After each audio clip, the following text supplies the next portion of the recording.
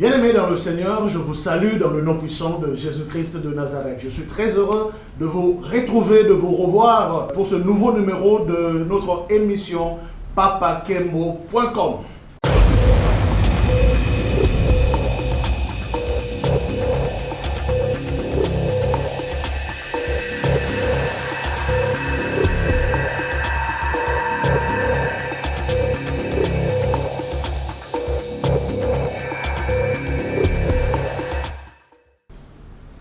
Alors, aujourd'hui, nous allons recevoir un juriste, un avocat. Et nous allons aborder ce thème que beaucoup d'entre nous se posent comme question.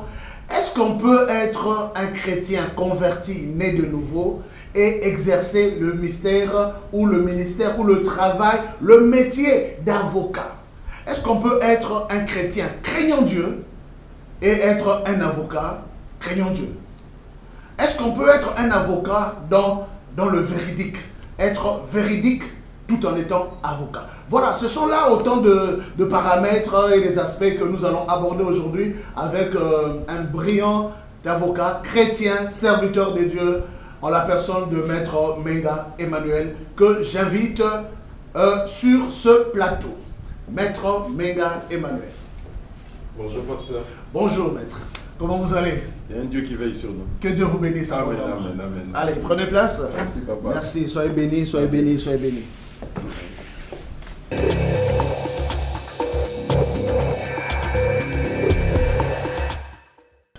Alors, Maître Menga, je suis très heureux de vous recevoir sur ce plateau de Avignon TV. Je crois que moi, je vais me limiter dans cette présentation, dire que vous êtes juriste, avocat, et vous allez compléter le reste, mais plus vous êtes serviteur des dieux.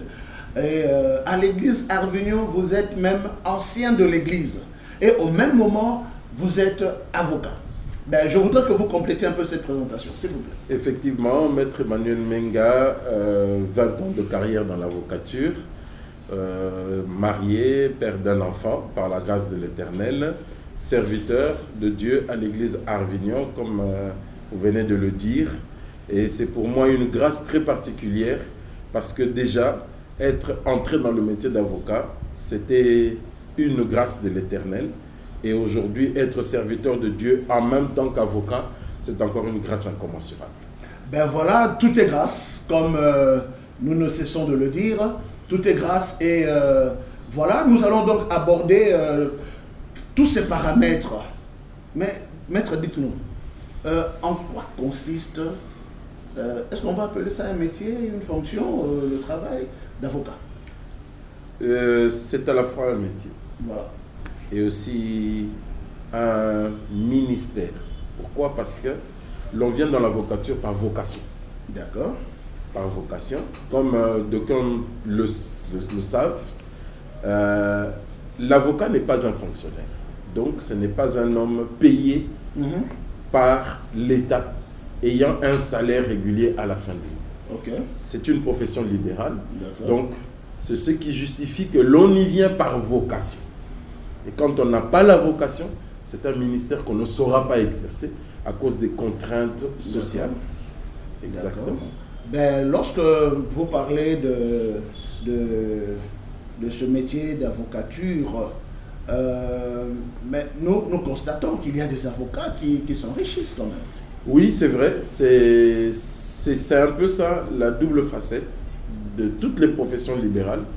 C'est-à-dire, dans une profession régalienne, il y a un taux fixé pour un salaire, il y a un taux fixé pour une rémunération, qui généralement ne change pas, ou qui est conditionné par certains aléas pour changer. Voilà. Mais dans la profession libérale, il y a juste un mercurial fixé par une loi, dans lequel l'avocat doit naviguer. C'est-à-dire, pour certaines prestations, il y a un certain taux de paiement, d'honoraires qu'il perçoit. Et pour d'autres, il y a un certain taux. Généralement, ce type de taux est fixé en pourcentage sur le dossier que vous avez. Donc, si vous tombez sur un dossier qui ne vaut que quelques centaines de dollars, le pourcentage sera minimum. Mais si vous tombez sur un dossier qui vaut plusieurs millions de dollars, le pourcentage sera élevé. Et donc, vous pouvez vous enrichir sur un seul dossier, tout comme attendre le long de la carrière pour avoir quand même une certaine aisance financière. Tout est possible. C'est un peu ça la double facette des professions libérales. Et quel est le cursus pour arriver à devenir un avocat? Simple, très simple. Les conditions sont fixées par des lois en République démocratique du Congo. La première de toutes, c'est être minimum licencié en droit. D'accord. Soit docteur en droit, mais du moins avoir fait un parcours universitaire en études de droit. Ça, c'est la condition sine qua non. Dès qu'on l'a fait, la deuxième condition, c'est postuler, faire la demande à un barreau. Le barreau, c'est l'organisation des avocats, c'est au fait le barreau qui chapeaute l'ensemble des avocats dans une circonscription donnée. Parce que nous sommes divisés administrativement, comme un peu la CENI le fait en circonscription. D'accord. Et Kinshasa, par exemple, a 2 barreaux. Chaque barreau est rattaché à une cour d'appel. Comme Kinshasa a 2 cours d'appel, il y a aussi 2 barreaux à Kinshasa. Le reste des provinces de la République démocratique du Congo, c'est une cour d'appel par province, donc un barreau par province. Et donc, vous faites la demande de barreau. Il y a certaines conditions à remplir au niveau du barreau, des conditions uniquement administratives et des paiements de certains frais. Et le barreau organise un test. Si vous réussissez au test, vous êtes admis. Vous êtes admis, mais cette admission aussi dépend de certains petits aléas parce qu'au niveau du barreau, on fait certains contrôles de véracité des informations que vous avez données. Parce que la loi vous oblige d'exclure certains métiers qui sont incompatibles avec l'avocat. C'est-à-dire on ne peut pas être par exemple fonctionnaire de l'État et avocat. On ne peut pas être militaire et avocat. Alors, le barreau, quand il reçoit votre dossier, vous avez beau réussir au test, il doit quand même faire certaines vérifications pour voir si par hasard, vous n'exercez pas une profession incompatible avec celle de l'avocat. Si vous êtes commerçant, vous ne pouvez pas être avocat, vous devez renoncer soit à votre commerce et être uniquement avocat, soit à l'avocature et être commerçant. Voilà. Ce sont ces petites conditions-là. Et au bout, vous êtes admis d'abord sur la liste, nous l'appelons la liste, c'est-à-dire vous prêtez seulement déjà comme avocat. Mais les 2 premières années, le barreau, vous exercez comme avocat, mais le barreau vous considère d'abord comme un avocat stagiaire. Et c'est au bout de 2 ans qu'on vous donne le droit de renouveler le serment pour devenir un avocat au tableau et vous pouvez évoluer librement. Parce que comme stagiaire, vous devez être encadré par un maître de stage. Par un maître de stage. Alors, tout à l'heure, vous avez dit, et c'est très important, que la profession libérale, avocat que vous êtes, vous pouvez vous enrichir juste après un seul dossier. Dans un seul dossier que vous avez, dans lequel vous prestez, et vous vous enrichissez. Vous avez des millions. Tout comme vous pouvez ne rien prendre finalement. Alors c'est justement là où se trouve le sujet de notre entretien en ce jour avec Maître Menga. À tout à l'heure, nous revenons.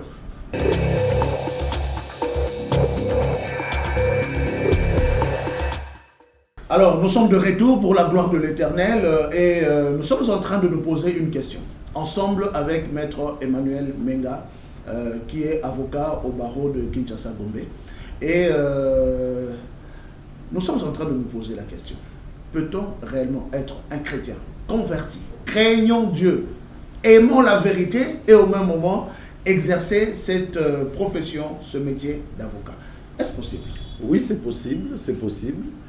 Mais pour y répondre, nous irons vraiment sur 2 angles. D'accord. Le premier angle, c'est la facette par laquelle le commun de mortels voit l'avocat. Dans sa fixation des honoraires, l'avocat est libre. Il est libre de fixer les honoraires selon le dossier qu'il traite. D'accord. Mais il a l'obligation de rester dans les limites que lui impose la loi. D'accord.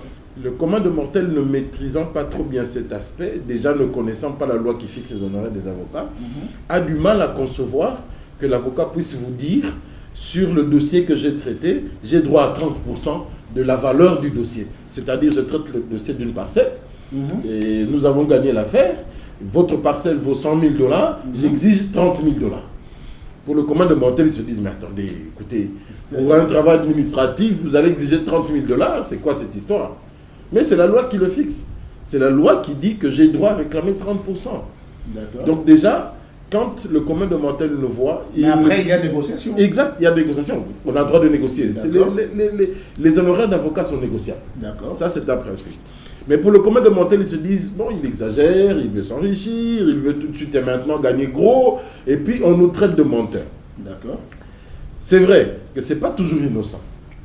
Pourquoi je le dis? Parce qu'il est aussi vrai que, ne vivant pas sur un salaire fixe, nous avons des revenus aléatoires. D'accord. Tous les problèmes que nous rencontrons dans la vie, parce que nous sommes dans la vie des hommes, tous les problèmes sociaux et tout, nous les résolvons sur nos revenus aléatoires.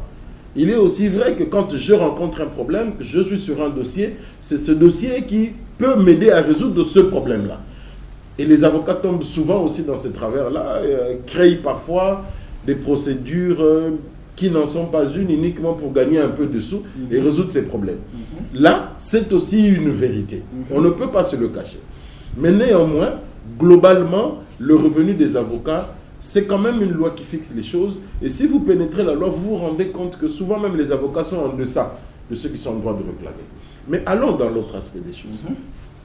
Je considère personnellement que c'est une grâce très particulière que d'être à la fois en Dieu et être avocat. D'accord. Pourquoi je le dis? Et là, c'est le cœur de la chose qui, si aujourd'hui les avocats ont la grâce d'entendre et de suivre cette émission, à eux je m'adresse d'abord pour dire que vous avez, pour ceux qui ont appris à connaître Dieu, une place de choix en exerçant cette profession d'avocat avec Dieu. Pourquoi nous le disons? Tout ce qui est du monde spirituel est un mystère. D'accord. Ça, c'est un principe, retenons-le d'abord. L'exercice de la profession d'avocat nous exige, quand vous êtes devant un dossier, d'être meilleur que votre adversaire, qui lui aussi est avocat. D'accord. Or, être meilleur, nous ne sommes pas dans un combat physique, nous sommes dans un combat d'idées. Donc, et d'arguments. Et d'arguments. D'accord. Donc, le métier d'avocat est un travail éminemment spirituel. Parce que c'est un travail d'esprit. Okay. Un travail qui vous pousse à aller au-delà de la capacité intellectuelle de votre adversaire pour le surpasser et le vaincre. Donc c'est un travail d'esprit. Tout travail d'esprit exige que vous ayez un sous-tendement spirituel qui crée votre force et qui vous régénère, même parfois dans le feu de l'action. C'est-à-dire, quand je suis devant la barre, je suis en train de plaider une cause. Mon adversaire sort un argument que je n'avais pas préparé, auquel je ne m'attendais pas. D'accord. Il faut, hic et nunc, répondre, rencontrer l'argumentaire de mon adversaire. Et convaincre. Et convaincre. D'accord. Donc, c'est-à-dire le surpasser dans son argumentaire. En ce moment-là précis, vous êtes dans le feu de l'action. Vous n'avez pas le temps de rentrer, lire, vous n'avez pas le temps de... Surtout que lui aussi, il est brillant. Exact. Voilà. Il faut réagir sur place. Et donc, en ce moment-là, c'est là qu'il faut faire recours à une certaine force spirituelle qui vous aide à régénérer votre intelligence dans les secondes qui suivent pour que vraiment vous puissiez élever votre niveau, aller jusqu'à dépasser votre adversaire. Voilà pourquoi majeure partie de ceux qui exercent cette profession d'avocat, ayant compris son principe, se sont décidés d'aller chercher des forces spirituelles pour les aider à être toujours les meilleurs. Ok. Le monde spirituel étant carrément subdivisé en deux, il y a le monde avec Dieu et le monde contre Dieu. Tout à fait. Et il faut savoir faire un choix. Tout à fait. Il faut savoir faire un choix. Le reproche souvent aux avocats d'être souvent dans l'occultisme, d'être souvent dans les sciences exotériques, d'être souvent dans les sciences sataniques. C'est une réalité. Ce n'est pas faux. C'est effectivement parce que les gens cherchent le sous-tendement de la force spirituelle pour briller, pour être le meilleur. D'accord. Or, bien-aimés, vous qui êtes chrétiens et qui êtes avocats, sachez, apprenez et retenez. Tout ce qui se fait en dehors de Dieu est inférieur à Dieu. Ça, Par principe. Ça, c'est bien dit. Tout ce qui se fait en dehors de Dieu est inférieur à Dieu. Donc, il n'y a que chez Dieu que vous pouvez avoir la puissance et les capacités spirituelles qui vous rendent capable de surplomber tout adversaire que vous rencontrez. D'accord. Mais, venons-en maintenant à la question que se pose tout le monde sans le dire tout haut. Pourquoi les avocats chrétiens ne brillent-ils pas autant que les avocats qui sont dans les sciences exotériques? Mais le problème, c'est nous-mêmes. Le problème, il n'est pas ailleurs. Pourquoi nous le disons?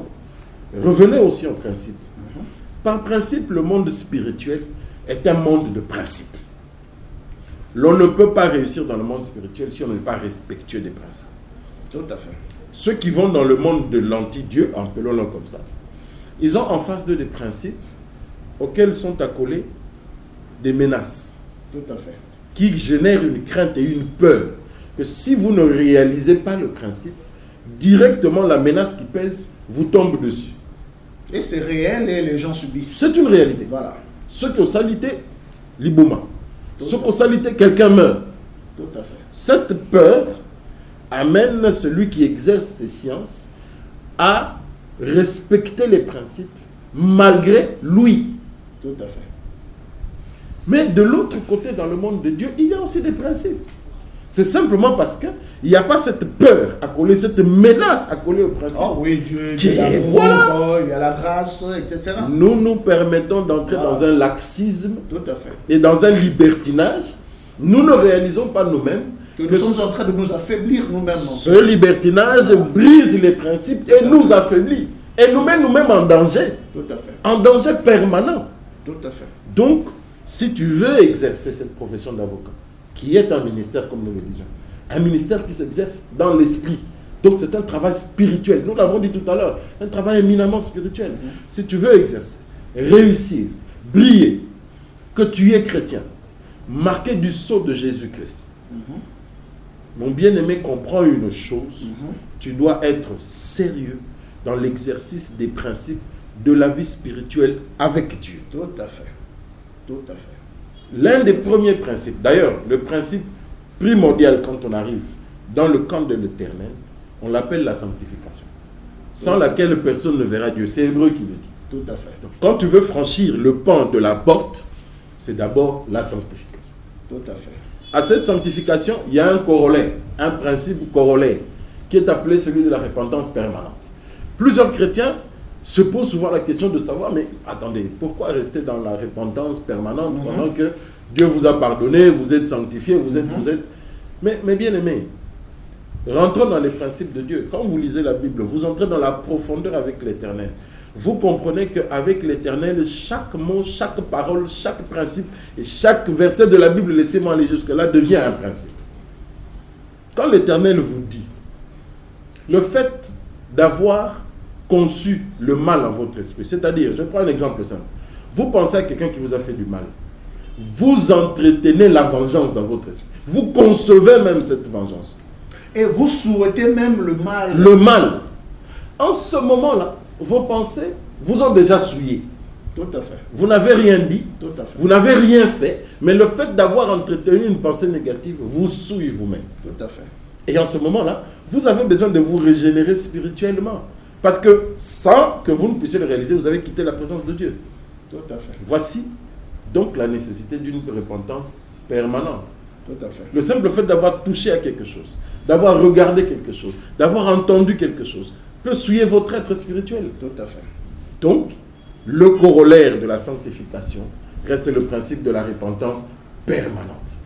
Et au-delà de ça, si on va plus loin, si on entre dans les profondeurs de la présence avec Dieu, comme je viens de le dire que nous sommes un travail éminemment spirituel, l'exemple que j'ai donné tout à l'heure, vous êtes devant la barre, vous avez besoin d'avoir une inspiration qui vous aide à monter votre intellect pour surpasser l'argumentaire de votre adversaire. Mais est-ce que vous réalisez qu'en ce net moment-là, si vous êtes en communion avec l'Éternel, vous pouvez invoquer le Saint-Esprit et que le Saint-Esprit vous fasse une révélation d'un article de la loi en vous le dictant mot à mot qui tout de suite renverse l'argumentaire de votre adversaire Tout à fait. et vous amène désormais à rétablir un argumentaire qui vous met dans le droit. Le Saint-Esprit est capable de le faire. Et quand je dis ces choses, je parle d'expérience vécue. Moi-même vécu devant la barre. Tout à fait. Où je suis coincé. Et au-dedans de moi, j'invoque le Saint-Esprit. Et le Saint-Esprit t'amène une révélation claire devant le juge. Qui, quand tu sors ces choses, sans que toi-même tu ne les aies maîtrisées, sans que ton intellect les ait maîtrisées, mais c'est ton esprit qui en ce moment-là fonctionne devant la barre. Tout à fait. Et c'est même la partie adverse qui se lève et vient te féliciter. Tout à fait. Vous vous rendez compte? C'est cela, ce que nous appelons, nous les pasteurs, l'inspiration. Voilà. Le réma. Voilà. Le réma juridique. En quelque sorte. Exactement. Pasteur. Donc vous vous rendez compte qu'il est possible, comme nous l'avons dit, d'exercer cette profession en craignant Dieu, en restant en communion avec l'Éternel. Tout à fait. Mais c'est le respect des principes. Tout à fait. Comme nous venons de le dire tout à l'heure, vous invoquez le Saint-Esprit. Mais c'est toute une kyrielle de principes qu'il faut respecter. Le quand, le comment, le pourquoi. Il faut invoquer le Saint-Esprit. Les conditions dans lesquelles tu te trouves, te permettent-ils d'invoquer l'Esprit pour venir à ta rescousse en ce moment-là ou pas? S'il faut le faire, comment il faut le faire? Parce que tu ne peux pas te permettre devant la barre de te mettre à faire une prière haute voix. Tu es en train de faire une prière dans ton cœur. Mais est-ce que ton corps en ce moment-là est disposé? Est-ce que la manière dont tu invoques l'Esprit te permet de recevoir ce que tu demandes en ce net moment-là? Est-ce que ce que tu invoques cadre avec les principes d'amour, de compassion, de fidélité de l'Éternel qui te permettent d'avoir une réponse claire et nette? C'est donc la raison pour laquelle, maître, le choix même du dossier compte. Maître Emmanuel Menga. Maître juriste qu'il est, mais au même moment chrétien qu'il est, et qui doit se mettre dans ces conditions spirituelles pour rester devant la face de l'Éternel, même devant les barreaux, devra faire quand même un bon choix du dossier. Rejeter certains dossiers qui semblent louches. En 20 ans de carrière, Maître Emmanuel Menga n'a accepté qu'une seule fois un dossier de divorce. Parce que par principe, je n'aime pas les dossiers de divorce.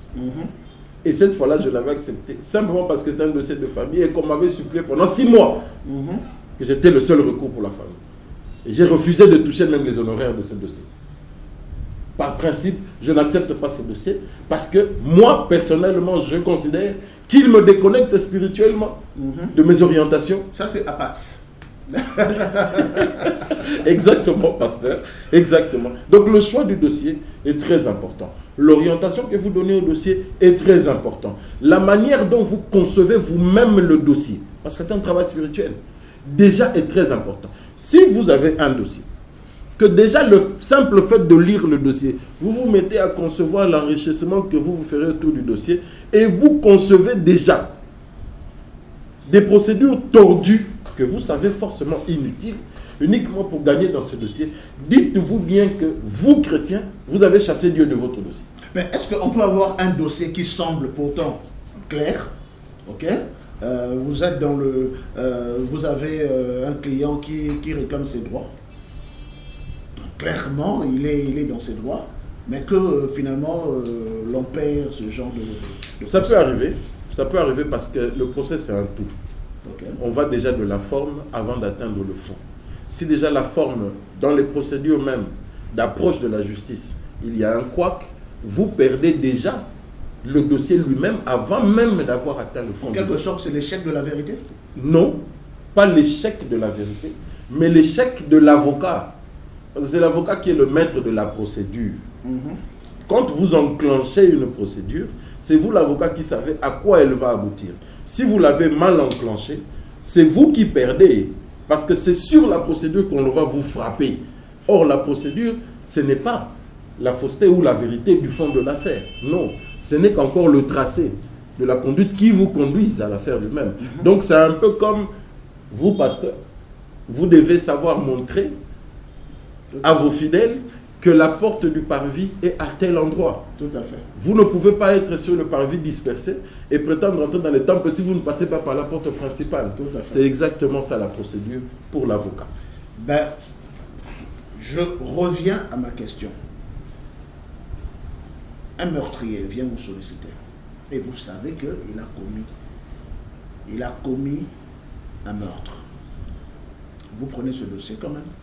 Par principe, l'avocat sait que tout votre dossier est défendable. Mais c'est la manière dont il conduit les affaires. Je peux avoir un meurtrier devant moi. Mon travail en tant qu'avocat, c'est d'amener la justice à dire le droit et le bon droit selon la vérité. C'est pour ça que nous prêtons ça. Je peux convaincre mon client d'avouer qu'il a commis le crime. Oui. Et là, il plaide coupable. Je l'accompagne en plaidant coupable. Et on réduit les peines. En ce moment-là, ma bataille sera de réduire la peine. C'est aussi une victoire. Oui. Mais si vous voulez absolument amener votre client dans le mensonge, vous-même déjà, avocat, vous entretenez le mensonge dans la tête du client et vous lui donnez des procédures mensongères pour tromper et tronquer la justice. C'est en ce moment-là que vous vous mettez vous-même spirituellement en difficulté. Ah ben, c'est là où se trouve justement toute la problématique du droit. Je suis déjà très heureux, moi étant pasteur. Hein, il est ancien à l'église Hervignon. Donc aujourd'hui, je suis journaliste et pasteur. Je reçois le serviteur de Dieu de l'église Hervignon. Mais combien il est brillant, combien il est éloquent. Et nous bénissons le Seigneur pour cela. Et nous trouvons que le droit, quelque part, c'est le soubassement même de la réussite. À mon humble avis, je me dis qu'une société qui met le droit de côté est une société qui va à côté. Pasteur, vous savez pourquoi il est judicieux de dire les choses telles que vous l'avez dit? Parce que simplement, les philosophes et les scientifiques de ce monde disent que le droit naît de la morale. Erreur. Le droit, le vrai, le bon, n'est né que de la loi de Dieu. Tout à fait. C'est de là que s'inspire le droit. Et non de la morale. Exactement. Tout à fait. Et donc, si le droit est tordu dans un pays, ce pays va vers sa chute et sa perte. Tout à fait. Voilà pourquoi les hommes sages inspirés par le Saint-Esprit ont dit que seule la justice élève une nation. Tout à fait. Seule la justice, parce que le droit vient de Dieu. Le droit vient de la loi de l'Éternel. Là où cette loi de l'Éternel est bafouée, vous avez perdu les principes de base. Non, disons les choses autrement. Un médicament ne se prend que facilement avec une notice. Tout à fait. Or, la notice est faite par celui qui a créé le produit. Tout à fait. C'est lui qui vous dit quelle est la composition du produit, comment le prendre pour qu'il amène à la guérison. Mais celui qui a créé le droit, qui est Dieu lui-même, si vous le mettez en dehors de votre droit, dites-moi comment vous aurez la notice pour faire marcher le droit dans votre pays. C'est celui qui a créé le droit qui vous dit quel est le mode d'emploi du produit qu'il a créé. Mais ce que vous dites là, vous ne nous ramenez pas dans une forme de théocratie? Hein, à mon humble avis. Oui. À mon humble avis. Oui. Avis de juriste, avis d'homme de Dieu, de serviteur de Dieu. La meilleure manière de gouverner un monde serait la théocratie. Ah ben là, vous ouvrez là une autre série d'émissions que nous avons prévues, surtout pour la République démocratique du Congo. Savez-vous que le président, son Excellence Antoine Félix Tshisekedi Tshilombo, a dédié ce pays à l'Éternel des armées? Exact. Est-ce que cela a ouvert une voie à une théocratie? Vous dites aujourd'hui que la meilleure manière de gouverner, ce serait d'établir les bases théocratiques. Je vais vous inviter lors d'une nouvelle session concernant la République démocratique du Congo et nous allons en parler. Le serviteur est prêt et dit oui. Mais déjà, pour ce qui concerne la théocratie, moi je me dis qu'elle est déjà de vigueur dans les familles. Parce que la théocratie doit s'exercer. C'est-à-dire, la loi de Dieu commence d'abord chez soi à la maison. Dieu est le centre de toutes les familles. Une famille qui réussit, c'est une famille qui met Dieu au centre. Maintenant, la famille qui met Dieu au centre va produire, n'est-ce pas, des hommes et des femmes serviteurs de la nation, mais au même moment craignant Dieu à partir de la maison. Amen. Donc notre théocratie familiale produira des hommes et des femmes qui emmèneront les principes de Dieu, même dans les métiers et dans les fonctions, dans les exercices qu'ils sont en train d'assumer dans la nation. Exact. Vous voyez? Prions Dieu alors qu'il y ait beaucoup de politiciens qui sont dans la profondeur de la connaissance de Dieu. Tout à fait. Parce que c'est eux qui sont à l'impérium du pouvoir, qui sont les décideurs du pays, qui peuvent, dans les décisions qu'ils prennent, amener une dose des règles de l'Éternel, des règles théocratiques dans l'exercice du pouvoir public. Eh bien, là, c'est C'est un sujet extrêmement important. Alors, aujourd'hui, nous sommes sur le point de clôturer notre échange avec Maître Emmanuel Menga. Est-ce possible qu'un chrétien né de nouveau, craignant Dieu, puisse être avocat et exercer, n'est-ce pas, son métier, exercer sa profession de manière libre et excellente? Et nous avons vite compris que oui, on peut être véridique, on peut garder la vérité comme principe et être avocat. Tout simplement parce que c'est tout un art, comme le dit Maître Emmanuel Menga, c'est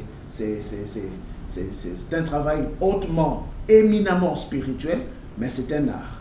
C'est un peu comme un peintre, c'est un peu comme un pasteur. Il est détenteur, n'est-ce pas, de toutes les connaissances bibliques, mais il peut mal présenter la chose. On peut tenir la Bible et avoir une mauvaise communication. Tout comme on peut ne pas être pasteur et être un bon communicateur. Tout dépend de comment on gère le sujet. Ainsi, Dieu au centre de tout, c'est la force d'une nation. Amen. La République démocratique du Congo est un pays béni et nous prions que toutes les institutions puissent être composées des hommes et des femmes craignant Dieu. De ce fait, la nation ira de l'avant. Nous bénissons toutes les institutions de notre pays, nous bénissons les avocats, nous bénissons, n'est-ce pas, tous les barreaux de notre pays et nous prions que le Seigneur Dieu Tout-Puissant fasse de ces hommes, de ces femmes qui ont accepté d'exercer, n'est-ce pas, cette profession qui n'est pas facile du tout, que le Seigneur puisse étendre sa main et que beaucoup puissent se convertir et reconnaître la suprématie de Dieu au détriment et au-dessus de tout autre nom qui pourrait être cité sur la terre. Que le Seigneur vous bénisse abondamment et que la main du Tout-Puissant soit avec tout un chacun. Nous allons nous retrouver pour un nouveau numéro lors de notre prochaine séance. Shalom, soyez bénis au nom puissant de Jésus-Christ de Nazareth. Bye.